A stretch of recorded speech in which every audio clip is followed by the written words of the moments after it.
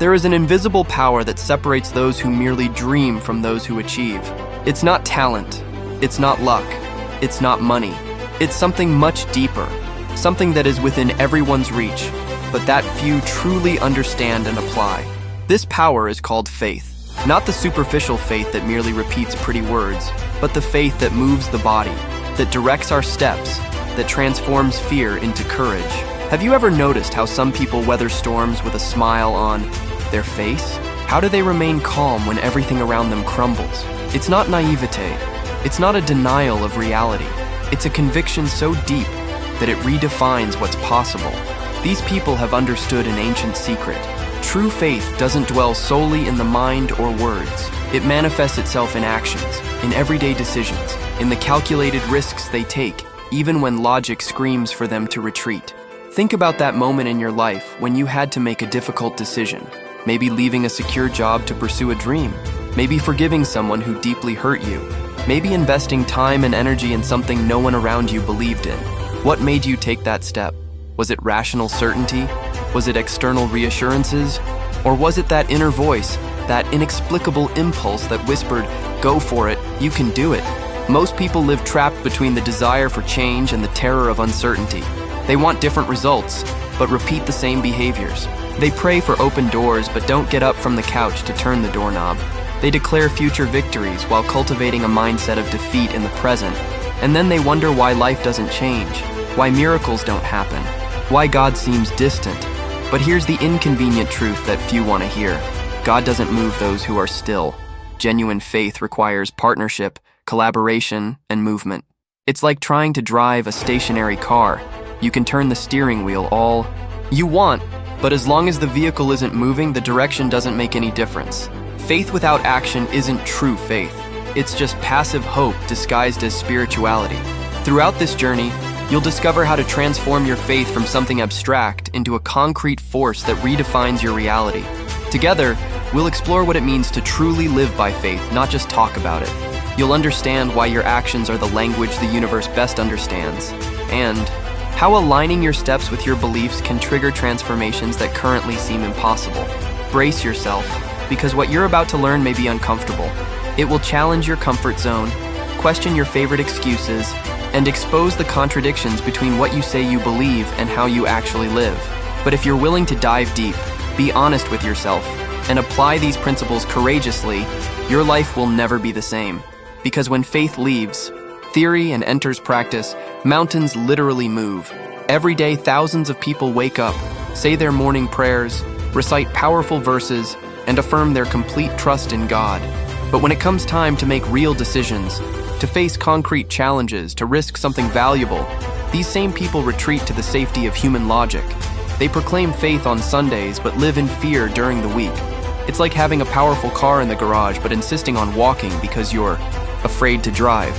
This disconnect isn't conscious hypocrisy in most cases. It's simply a lack of understanding of what faith truly means. Many grew up believing that faith is a feeling, a comforting emotion, a psychological certainty. But true biblical faith is much more than that. It is a decision to act based on what cannot be seen, to move with confidence in promises not yet fulfilled, to commit real resources to intangible hopes. Look at the heroes of faith in Scripture, and you'll see an unmistakable pattern. They all did something concrete that demonstrated their trust. Noah built an ark when there was not even rain on the horizon. Abraham left his homeland without knowing where he was going. Moses confronted the most powerful pharaoh of the time, armed only with a staff. David ran toward the giant while seasoned warriors trembled in the distance. Their faith wasn't theoretical, it was visceral, practical, visible to everyone around them. Most people expect God to test their faith through great trials, dramatic events that require cinematic heroism. But the truth is, faith is tested and forged in the smallest everyday decisions. That moment when you choose between complaining or giving thanks. When you decide whether to retaliate or forgive. When you choose to invest in personal growth or spend it on momentary pleasures. Every small choice is a vote of confidence or distrust in God's character. When you put off that difficult conversation because you fear others. Reaction. You're declaring that human approval is more reliable than divine guidance. When you hold a grudge because you don't trust God to deliver justice, you're taking on responsibilities that were never yours. When you live beyond your means, you're saying that your efforts are more assured than heavenly provision. These decisions seem insignificant in isolation, but together they make or break your ability to trust when the stakes are higher. It's impossible to develop giant faith muscles if you don't train with small weights first. Someone who can't trust God to wake up on time without 3 alarms is unlikely to trust Him when making decisions that affect their career, their relationships, or their entire future. There's a profound reason why Scripture repeatedly emphasizes that faith without works is dead. It's not because God needs our actions to accomplish His plans. He is perfectly capable of doing everything on His own. The point is that He created us as beings of will, capable of choosing, of participating, of co-creating reality through our decisions. When we act in faith, we're not just obeying orders. We're exercising the dignity for which we were created. Think of a father teaching his son to ride a bike. He could simply carry the child everywhere. It would be faster and safer, but that wouldn't develop the child's abilities. Instead, he runs alongside, holds the bike, gives instructions, but eventually has to let go. The moment of letting go isn't abandonment. It's the ultimate expression of the Father's love and trust in His Son's potential. God works in a similar way. He could solve all our problems instantly, but that would keep us eternally dependent and immature. Instead, He gives us principles, promises, and directions, and then waits for us to take the steps. Our stumbles are part of the learning process. Our falls neither surprise nor disappoint the Father. They are opportunities for us to rise stronger, wiser, more convinced that He is present even when we temporarily feel alone on the road. There's an internal structure that every genuine faith decision shares, and understanding this anatomy can completely transform how you face difficult choices. First, there's always an element of revelation, something you understand, feel, or perceive as divine guidance. It can be subtle, like an inexplicable piece about a particular choice, or clear, like a door opening at the right moment. Then comes the rational questioning phase, where your logical mind presents all the reasons why that direction doesn't make sense. Resources are insufficient, people will criticize, statistics aren't favorable, past experience suggests failure. This phase isn't a lack of faith, it's a natural part of the process. Even Jesus in Gethsemane went through this moment of weighing the implications before fully committing to the path ahead. Finally, the moment of volitional decision arrives, when you choose to act despite residual doubts, when you take the concrete step that cannot be easily undone. It could be signing a contract, initiating that difficult conversation, making the investment, taking the plane, writing the email. It is at this moment that faith ceases to be a concept and becomes a tangible reality, when you burn the bridges of easy withdrawal and fully commit to what you believe God is leading. The story of Abraham and Isaac is often misunderstood as a test of blind obedience, but it goes much deeper than that. God had promised Abraham that through Isaac would come countless descendants. Now He asked him to sacrifice that same son. Logically impossible. If Isaac dies, the promise cannot be fulfilled. But Abraham developed such robust faith that he calculated, God is even capable of resurrecting the dead if necessary. What many overlook is everything Abraham did before that final moment on the mountain. He woke early, saddled the donkey, chopped the wood, and walked 3 full days with his son at his side. Every step was an opportunity to retreat, to rationalize, to find excuses, but he kept moving, meticulously preparing everything necessary to obey completely, even when every fiber of his fatherly being screamed against that action. When he finally reached for the knife, Abraham wasn't in a state of spiritual ecstasy where the pain was numb. He was fully aware of the horror of what he was about to do, but his trust in God's character outweighed his fear of the consequences. It was precisely this willingness to go all the way that triggered divine intervention. God didn't need Isaac's death.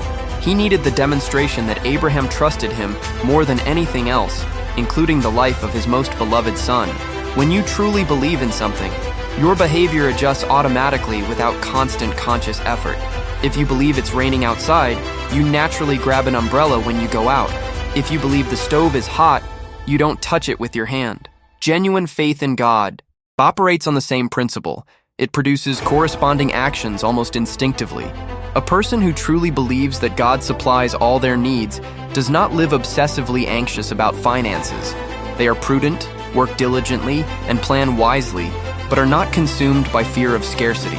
Someone who truly trusts that God is in control does not despair when plans fall apart, because they understand that there is a larger narrative being written, even when they see only a confusing paragraph. The problem arises when we try to force faith-based behaviors without first cultivating genuine belief. It's like trying to act brave in a movie.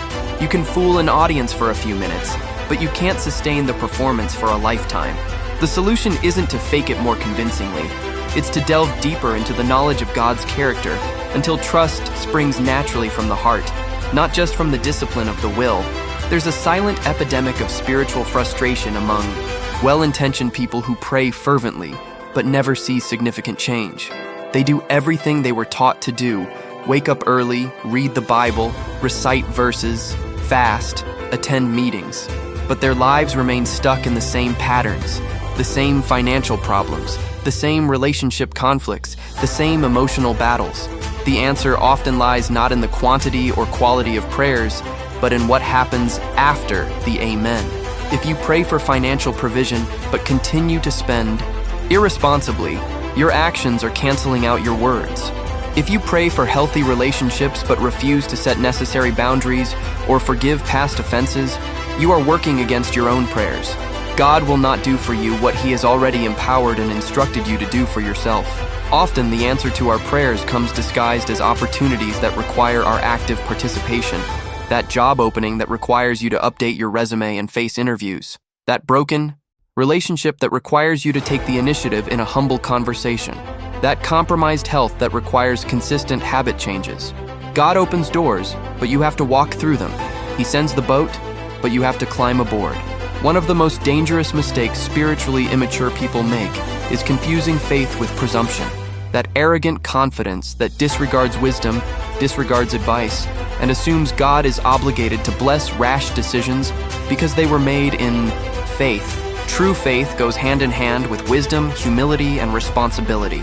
Presumption is its irresponsible cousin that ignores traffic lights because God will protect. Faith is when Noah builds the ark and enters it. Presumption would be Noah jumping into the sea, believing he'll float supernaturally without a boat. Faith is when David faces Goliath with a sling and stones, simple but real tools. Presumption would be David going empty-handed, hoping God would strike down the giant with a lightning bolt. Do you see the difference? Faith acts with available resources, trusting that God will multiply them. Presumption disregards resources, expecting God to make everything from nothing. Many financial bankruptcies, painful divorces, and emotional breakdowns have resulted from presumptuous decisions that have been called steps of faith. People quit their jobs without having another lined up and without reservations, expecting an instant miracle. Couples quickly marry, ignoring obvious red flags because God has confirmed it. Leaders expand their ministry or business unsustainably, trusting that provision will come, but ignoring basic management principles. These are not stories of heroic faith. They are preventable tragedies of spiritual recklessness. One of the most frequently asked questions among sincere people is, how do I know if it's God directing me or just my own will? It's a legitimate and important question, because the consequences of confusing one for the other can be significant. But the truth is, God rarely speaks through dramatic thunderclaps. He usually communicates through gentle impulses, aligned circumstances, and an inexplicable peace about a particular path. First indicator, the direction will align with scriptural principles. God will never direct you to do something that contradicts His revealed values. If you feel a calling to leave your spouse for someone else, you can be sure it's not God speaking. If you feel pressure to compromise your integrity for financial gain, that's temptation, not divine direction. God's voice always harmonizes with God's character. Second indicator, wise counselors will confirm, even if they initially seem skeptical. Mature spiritual people around you won't fully understand your journey, but if it's genuinely from God, they'll eventually recognize its authenticity, even without understanding all the details. If everyone you respect is telling you your divine direction is reckless, madness, it might be time to pause and reconsider.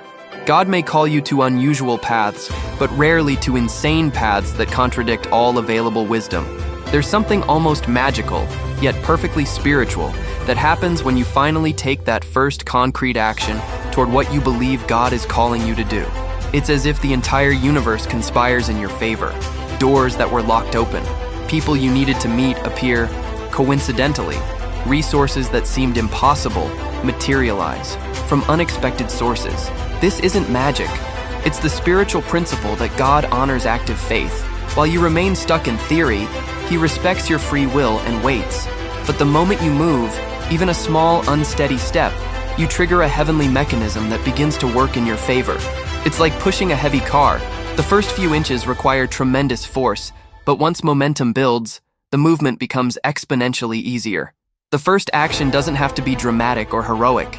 It can be something as simple as making that phone call you've been putting off, signing up for that course that will require discipline, having that conversation you've been dreading, investing that amount of money that seems significant but isn't irresponsible. The size of the step matters less than its direction and sincerity. God isn't measuring the distance you cover on the first day. He's observing whether you had the courage to break out of your immobility. Living by genuine faith, inevitably, means you'll make decisions that confuse, upset, or even offend those around you. Not because you're trying to be rebellious or controversial, but simply because kingdom values often contradict the values of the dominant culture. When everyone is hoarding, faith can call you to give generously. When everyone seeks revenge, faith instructs you to forgive radically. This tension isn't comfortable. We are social creatures who crave approval and belonging. Being the only one in your circle who makes a certain decision can make you question whether you're being wise or simply stubborn. But here's a liberating truth. You'll never simultaneously please God and everyone around you. At some point, you'll have to choose which audience matters most. The heroes of faith mentioned in Hebrews 11 share this characteristic. They were all misunderstood by their contemporaries. Noah was ridiculed while building the ark. Abraham was seen as crazy for leaving security and comfort for an intangible promise. Moses abandoned royal privileges for a calling few understood. Jesus himself was rejected by the majority. If you're living in a way that leaves absolutely no one questioning your choices, perhaps it's time to evaluate whether you're truly following God or just comfortably riding the cultural tide. Perhaps the hardest test of faith isn't making the initial courageous decision, but staying the course when the promised results take much longer than expected. You took the step, made the sacrifice, took the bold action, and now, nothing. Days turn into weeks, weeks into months, and sometimes months into years. The temptation to question whether you misheard, whether God has abandoned you, or whether you should simply give up becomes almost irresistible.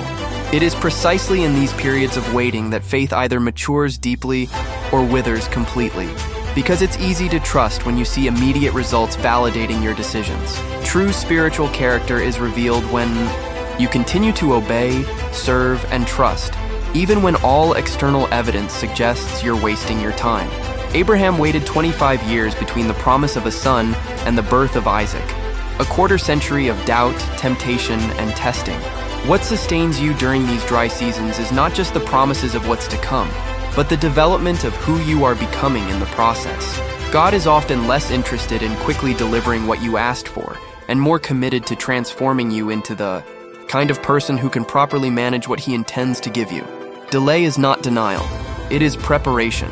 Each day of faithful waiting is forging a character that will be able to carry the weight of future blessing without being corrupted or destroyed by it.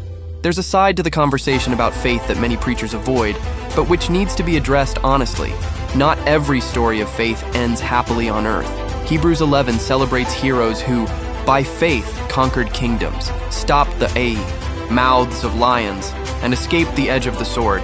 But the same chapter mentions others who, by faith, were sawn in two, stoned, killed by the sword, who wandered about in sheepskins and goatskins, being destitute, afflicted, and mistreated.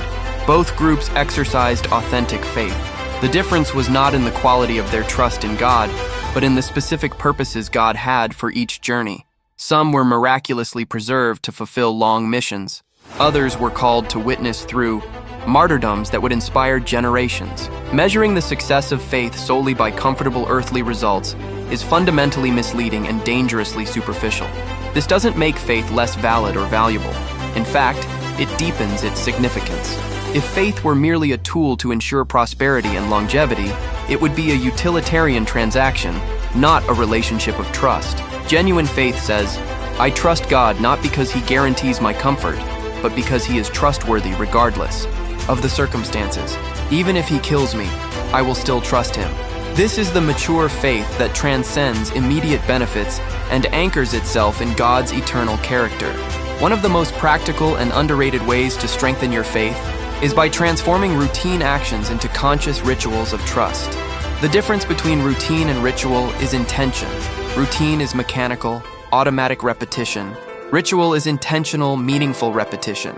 When you transform ordinary moments into opportunities to express faith, your entire life becomes an act of continuous worship.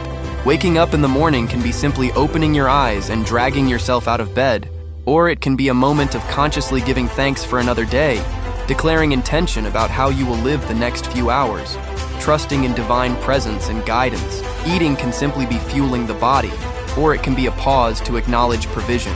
Remember that there are millions without this abundance, and commit to not wasting or living selfishly.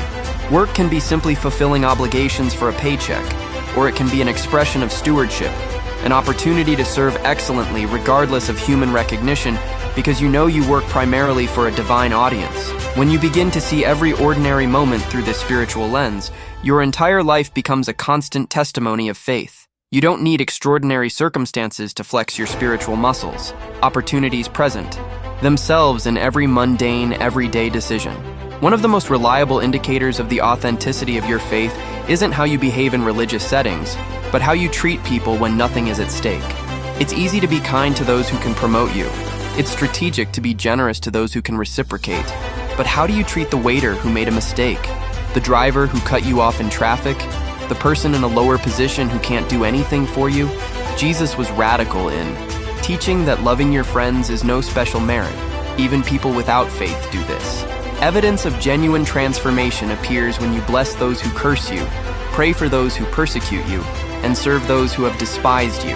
This kind of counterintuitive behavior is only possible when you operate from a deep trust that God cares for you, and therefore you don't need to defend yourself, avenge yourself, or secure fair treatment with your own hands. Your daily interactions are spiritual training grounds. That difficult colleague isn't in your life by accident. It's an opportunity to practice supernatural patience. That unfair situation isn't proof that God has abandoned you. It's an invitation to demonstrate trust in the divine justice system that operates on different timelines than ours. When you choose to respond with grace where you would deserve retaliation, you are making a powerful declaration.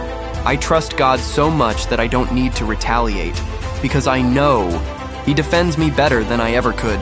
There's a fascinating pattern in biblical stories.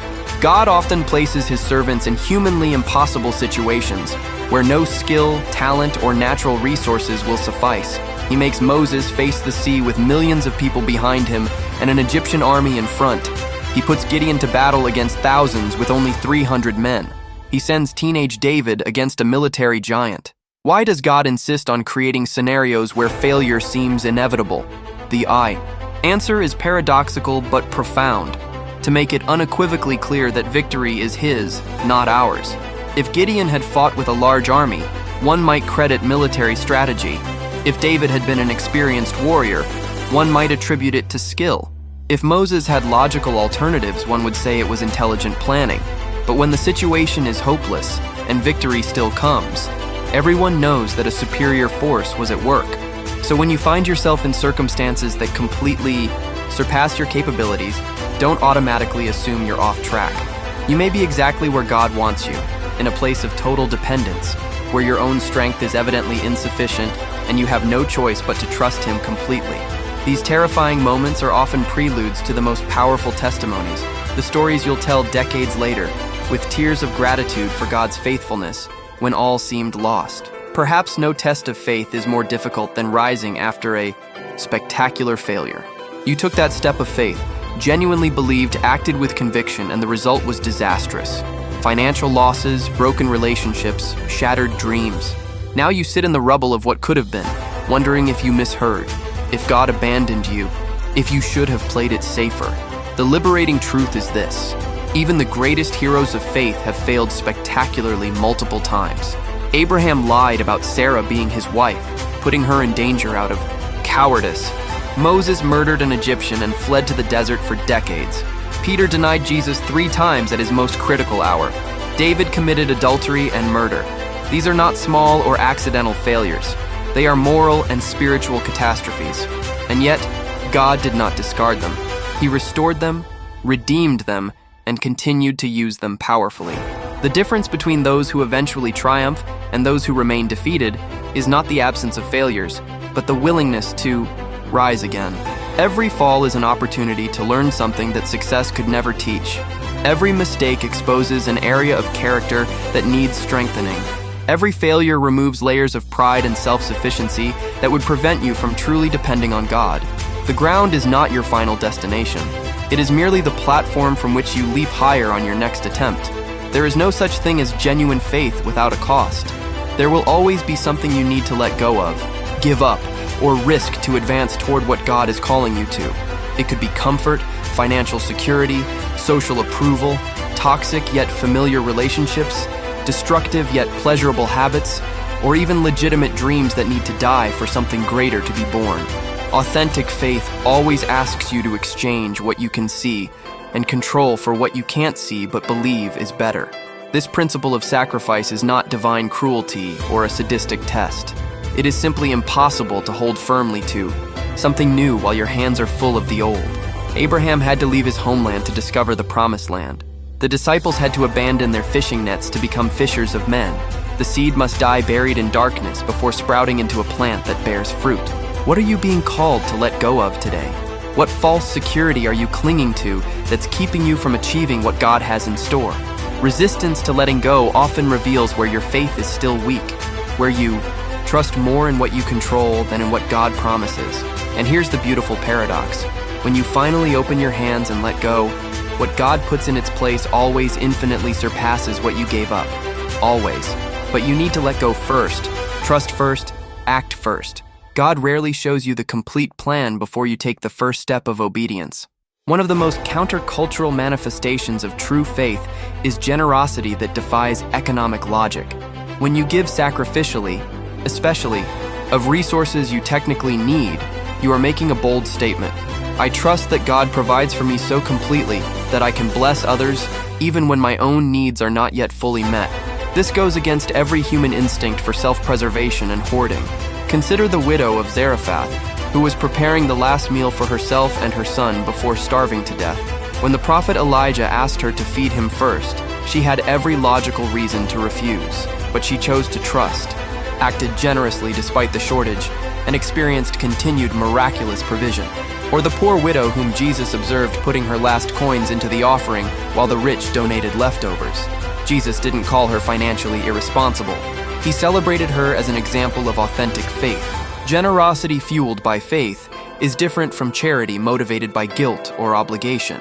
It springs from a deep conviction that you are merely a temporary steward of resources that ultimately belong to God, and that He is perfectly capable of replenishing what you distribute in obedience to His direction.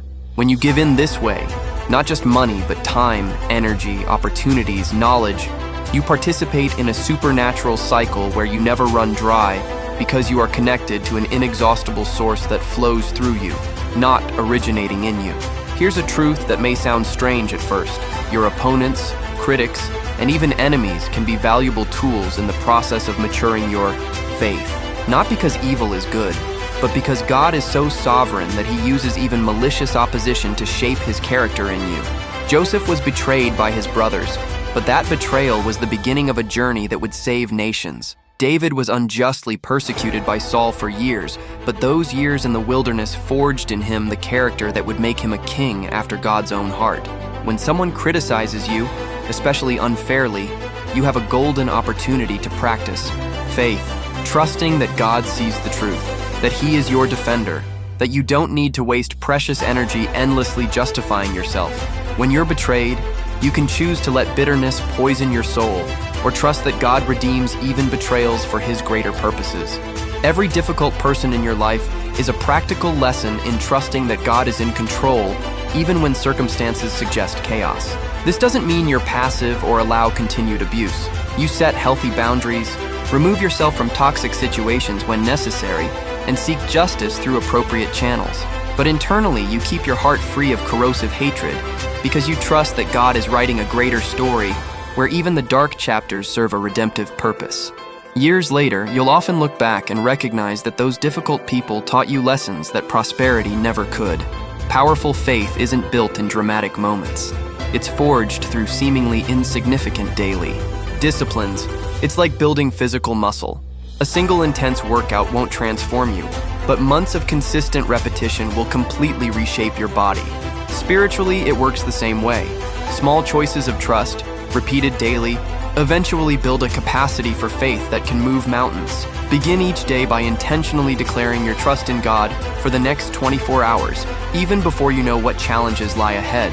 Cultivate the habit of giving specific thanks for 5 things each night, training your mind to look for evidence of God's goodness even on difficult days. When thoughts of fear or doubt arise, and they will, practice consciously capturing them and replacing them with biblical truths about God's character. Read stories of people who trusted God through impossible circumstances. Biographies of missionaries, martyrs, faith entrepreneurs, social reformers who risked everything. These narratives expand your imagination of what's possible when someone trusts radically. You begin to see that what seems impossible to you has already been overcome by someone facing similar or worse obstacles, and this instills courage in your journey. Faith grows in environments where it is consistently nurtured with truth, testimonies, and repeated practice. Some of God's most transformative directions seem completely illogical at the time. He commanded Naaman, a powerful general with leprosy, to dip himself 7 times in a muddy river. He instructed Joshua to march silently around Jericho for days before shouting. He asked Jesus to spit on the ground, make mud, and put it on a blind man's eyes. Logically, these actions had no obvious causal connection to the desired results. Why does God often work this way? Partly to ensure that no human method receives credit for God's work, but also to test whether you are willing to obey simply because you trust Him, even when obedience seems absurd. It's easy to follow instructions that make sense. Any rational person does, but following directions that defy logic demonstrates a deeper level of trust. You're saying, I trust who you are more than I trust what I understand. So when you feel that inner urge to do something that doesn't fit into any logical category, calling someone for no apparent reason, giving an oddly accurate amount, taking a different route home, starting an uncomfortable conversation with no clear agenda, don't immediately dismiss it as random. It could be God inviting you on an adventure of faith where simple obedience opens doors that strategic planning would never uncover. The most compelling testimonies often begin with, I didn't know why, but I felt I should. No one talks about it much, but there's a special kind of exhaustion that comes from consistently living by faith. It's exhausting to constantly swim against the cultural current. It's draining to hold on to unpopular convictions. It's emotionally draining to keep trusting when you've been waiting so long you've begun to doubt whether you heard correctly. Even Jesus had moments where he said, My soul is overwhelmed with sorrow to the point of death. In these moments of spiritual, emotional, and even physical exhaustion, faith doesn't manifest itself in bold declarations or heroic actions. It manifests itself simply in not giving up, in taking one more step when you feel like giving up, in whispering, I trust in you, when you don't have the energy to shout, in holding firm even when you don't feel any emotional confirmation that you're on the right path. It's vital to understand that fatigue is not a sin, momentary doubt is not apostasy, and needing rest is not weakness. Even powerful prophets like Elijah collapsed under trees, asking to die after intense spiritual victories. God didn't rebuke him for weakness. He sent an angel to feed him and let him sleep. Part of mature faith is recognizing your human limitations and caring for your body and mind as valuable temples, not as machines that must operate indefinitely without maintenance. Renewed strength comes from periods of intentional rest, not from incessant effort. This is probably the most confusing tension for people trying to understand how faith works. Why do some who trust in God experience visible prosperity, while others face continual loss and suffering? Abraham became rich. Job lost everything. Joseph eventually ruled Egypt. John the Baptist was beheaded in prison. Paul wrote about contentment in abundance and scarcity. Stephen was stoned while still a young man. The inconvenient answer is that God is not a predictable algorithm that you can manipulate with the right formulas of faith. He is a wise father who knows each child individually and knows exactly what journey will shape that specific child for their unique purpose. Some need to be tested through prosperity to develop generosity and humility. Others need to be refined through suffering to develop compassion and dependence. Both paths are expressions of divine love, just calibrated differently for different people. The fatal error is to measure the success of faith solely by material comfort or physical longevity. If that were the metric, then Jesus failed. He died young, poor, and rejected. But his journey was the most significant victory in history. His faith was not in avoiding suffering, but in trusting that there was redemptive purpose even on the cross. When you understand this, you stop comparing your journey to others and begin to trust that the path God chose specifically for you, with all its unique challenges, is perfectly designed to transform you into the masterpiece he envisioned from before the foundation of the world. One of the most powerful demonstrations of faith happens not when you're avoiding tragedy, but when you're navigating it with a hope that defies the surrounding darkness. Losing a loved one, facing a terminal diagnosis, watching dreams die irreversibly, these are the darkest valleys of the human experience. And yet people of deep faith can find light even in these darkest places. This doesn't mean denying the pain or pretending it doesn't hurt. Grief is human and honest. Jesus wept at Lazarus' tomb, even though he knew he would raise him from the dead minutes later. David wrote psalms of brutal lament where he cried out his pain to God unfiltered. Grief and faith are not opposites. They coexist. The difference is that grief with faith has a bottom. There's a limit to how deep you can fall because your roots are anchored in something greater than the present tragedy. Faith in the midst of loss says, "This is awful. I hate this, and I don't understand why. But I choose to trust that this isn't the last word, that there's a larger narrative where even this pain serves some redemptive purpose I can't see right now. That I will survive this not because I'm strong, but because I'm being carried by someone stronger than me." This faith doesn't eliminate tears, but it prevents tears from turning into hopeless despair. It keeps a window open to the possibility of future joy, even when the present is only darkness. Whether you have children, spiritual disciples, or simply younger people observing your life, one of the greatest responsibilities you bear is modeling authentic faith. Not the polished, Instagram-edited version, but the real, imperfect faith that struggles, questions, fails, and rises again. Children and young people need to see how faith works in real life, not just on Sundays. During church services, this means being vulnerable about your own processes. When you face difficult decisions, include them in the journey of prayer and discernment. When you're waiting for answers that take time, let them see your patience and your frustrations. When you fail and need to start over, don't hide it. Show them how genuine repentance and divine grace work. They need to learn that faith isn't the absence of doubts or struggles. It's the choice to trust despite them. Most importantly, they need to see you acting on your beliefs. Your actions teach far more powerfully than your words. When you choose honesty, even at a high cost, they learn integrity. When you forgive someone who has deeply hurt you, they learn grace. When you are generous even without abundance, they learn trust and divine provision. You are writing their theology through every choice you make under observation. What kind of God are your actions revealing to them? When you finally experience that breakthrough, when the promise is fulfilled, when God answers undeniably, there's a subtle but dangerous temptation to attribute your success to your powerful faith rather than to God's faithfulness. It's easy to slip from "God is faithful" to "my faith is powerful," and this small transition carries enormous consequences. One keeps you humble and grateful. The other fills you with pride and sets you up for a fall. Celebrate victories enthusiastically. Yes, share testimonies boldly, but always maintain a clear perspective that you didn't manipulate God with the right faith techniques. You simply trusted, and He chose to respond according to His will and timing. The difference is crucial.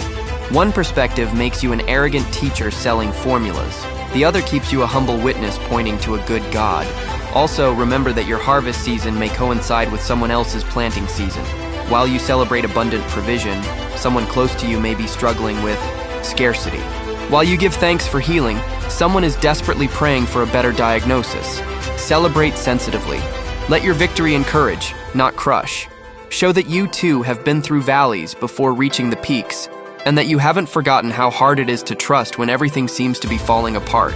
Perhaps no experience tests faith more profoundly than those periods when it seems God has gone completely silent. You pray, but the heavens seem bronze. You seek direction, but find only confusion.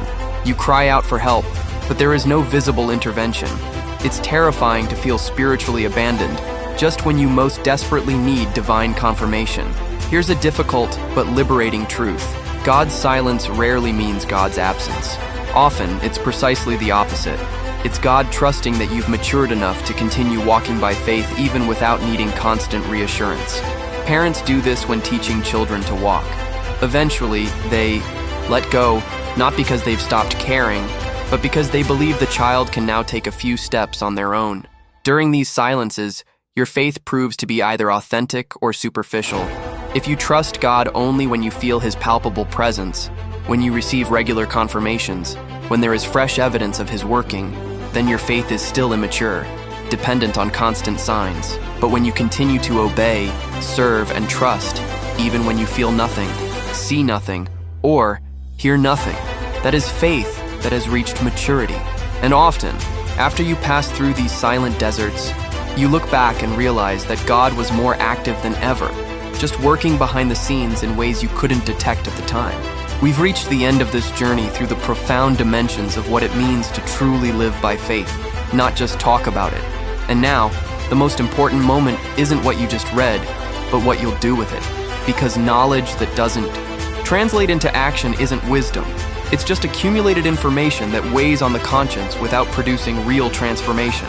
Think honestly, what area bothered you most as you absorbed these truths? That point where you thought, this is exactly what I need to change, but I've been avoiding it? That uncomfortable conviction that pushed you out of your comfort zone? Don't ignore that discomfort. It's the Holy Spirit signaling where growth needs to happen.